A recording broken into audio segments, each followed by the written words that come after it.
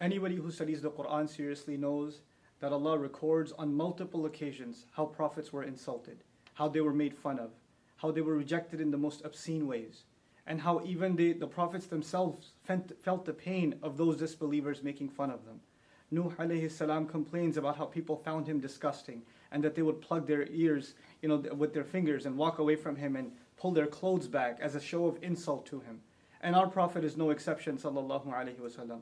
This Quran that honors our Prophet also at the same time records the most hurtful words that were said to him, that the Prophet himself would have to recite and remind himself of the words that were said about him. Sahir, magician, majnoon, insane, kadhab, a perpetual liar. So many accusations are made against our Prophet sallallahu alaihi wasallam, and they're all recorded in the Quran. Allah wants us to remember that this is a fact, that all prophets, though they are the most noble of Allah's creation, and that Allah Himself has honored them, at the same time are people that will face the worst kinds of insults and the worst kinds of ridicule. But what is supposed to be the reaction?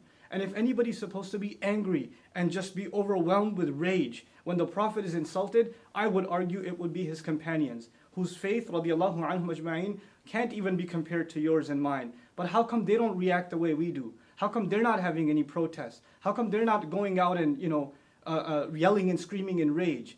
Because they understand that the Quran didn't just come to give them a love for their Prophet, but also to guide that love and to also teach them how to respond to these kinds of insults. How is it that we don't know that the Prophet himself is told, sallallahu alaihi wasallam, "Wasbir ala ma yaqulun." Be patient over whatever they say. I'm fascinated by this ayah because the word ma means whatever. Whatever they say. Not whatever they've said, whatever they might even come up with. And the mudari' form in the Arabic suggests what they may have said in the past, but the present and even the future till this day. The Prophet's policy is to be patient himself, sallallahu alaihi wasallam. Where in the Quran does it justify our anger like this? And actually, is our anger even justified? If anything, I argue, the one thing we should feel towards those who hate us and make hateful speech towards Muslims is sorrow. We should feel sorry for these people. They can't hurt the Prophet. They can't take away his honor. It was given from the sky. It was given from Allah. Nothing on earth can take it away. No article, no cartoon, no film, no speaker, no hate speech, no form of art. It's not going to take away the dignity of our Prophet sallallahu alaihi wasallam. And these films and these kinds of attempts are futile, wasteful attempts to try to undermine the message of Islam and to misrepresent Islam. But think about it. Us reacting in this emotional manner and engaging in senseless violence, is this not also misrepresenting Islam? Aren't we doing exactly what people want, the enemies of Islam want for Islam to be misrepresented?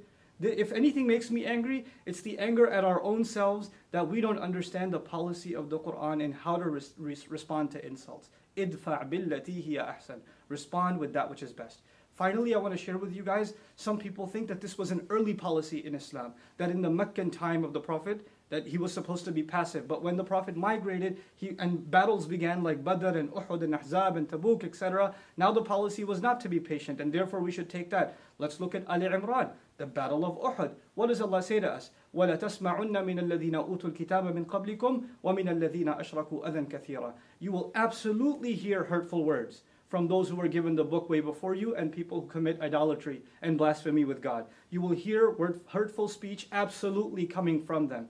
These kinds of things are a manifestation, a proof that Allah prepared us mentally for that. But what was supposed to be our reaction, God Himself tells us, Allah Himself tells us, وَلَا إِن تَصْبِرُوا وَتَتَّقُوا فَإِنَّ ذَلِكَ مِنْ عَزْمِ الْأُمُورِ. If you can be patient and you can maintain your consciousness of Allah, then that is the most noble of deeds, the highest of accomplishments that you can accomplish. That is supposed to be the reaction of the Muslim.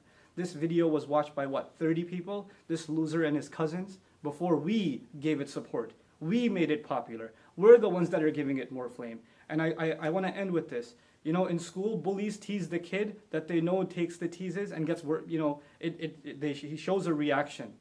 The more we react in this way, the more we're encouraging others to, pursue more hateful speech.